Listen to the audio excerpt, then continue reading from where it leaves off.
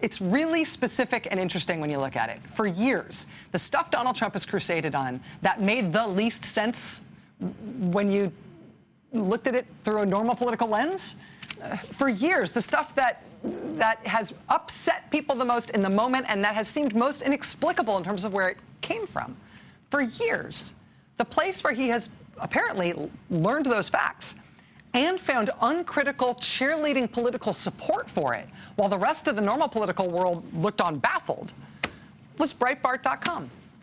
After the Republican convention this year, after House Speaker Paul Ryan chaired the convention on Trump's behalf and oversaw the nominating process for Trump, and he spoke at Trump's convention and he got dragged kicking and screaming to formally endorsing Trump for president. He said he would vote for Trump for president. After all of that, Trump came out after the convention, shocked everybody by complimenting the guy who was running against Paul Ryan in his home district in the Republican primary this month. Trump said he thought that guy was a great guy and was running a great campaign.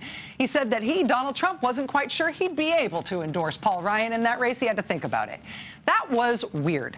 Where did that come from, right? How could that possibly make any political sense?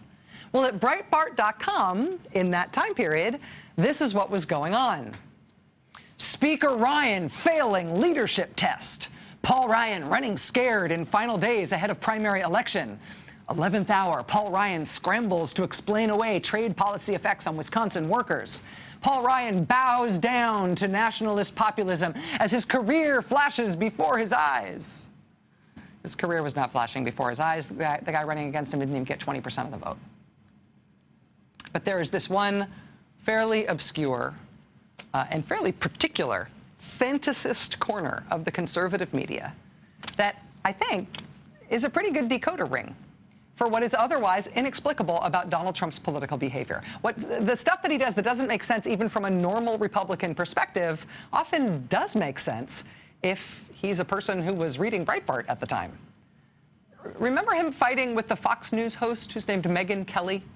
And fighting with Fox News itself over the debates in the Republican primary and them being biased against him. I mean, that sort of made no sense, right, for a Republican who really needs Fox News as the official Republican TV network to be on his side during the primary. It makes no sense to attack their primetime hosts in that network. It makes no sense unless the world you live in is Breitbart.com, which at the time was running stories like this. Trump loses zero ground after Fox's unfair, unbalanced attack in debate. Fox News' host, Megyn Kelly, legitimizes war on women, the arrogance of power, Megyn Kelly's, quote, good journalism. That's what's going on at Breitbart.com. And so, yeah, Trump gets out there and says, oh, Megyn Kelly, she's terrible. Fox News is terrible. Everybody knows it's terrible. The fact that this is the political landscape that Donald Trump rides through every day, that these are where he gets his facts. This is what he thinks is normal news. The fact that he thinks this is the real world of news and politics, that goes some distance, I think, to explaining some of the even really dark, really troubling stuff about how he's behaved as a candidate. One of the most upsetting things, I think, to a lot of people about Donald Trump's campaign for the presidency is that repeatedly, and over a long period of time, he has retweeted or approvingly cited a bunch of different white supremacists and neo-Nazis online. And that's a strange thing that Trump has done. It'd be one thing if he'd done it once by accident, but he's done it a whole bunch of times. Normal Republican politicians don't do that. They don't even really accidentally do that. And I say this as somebody who's done a lot of reporting work connecting the very far right to the supposedly mainstream right. But Donald Trump is different.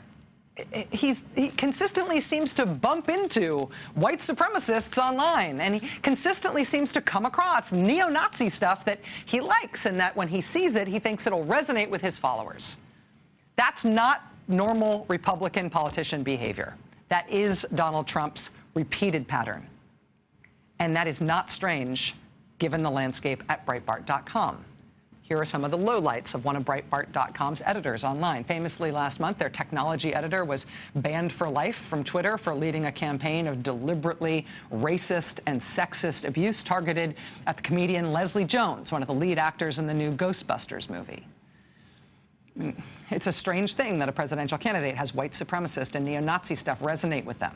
And they think it's normal enough that it will resonate with their audience, and they retweet it, and right? It's less weird if it turns out that the presidential candidate is operating from the mindset of Breitbart.com, which would run a headline like this: about the Weekly Standard editor, Bill Kristol. Bill Kristol, Republican spoiler, renegade Jew, prepares third-party effort to block Trump's path to the White House.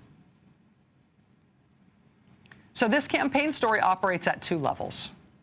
On the one level, the Donald Trump campaign is doing very badly, and they're picking up new leadership. Got it. On the other hand, this is a bigger story because there's been so much stuff about the Trump campaign and his behavior as a candidate and his worldview that has been absolutely inexplicable in terms of normal politics and a normal understanding of how other people see the world. But it does come from a place. It comes from a specific place. And now he has named the chairman of Breitbart.com to be the chief executive of his presidential campaign. A lot of the weirdest things about Donald Trump and the most offensive and outrageous things about Donald Trump come from a specific place. He has now decided to live in that place full time.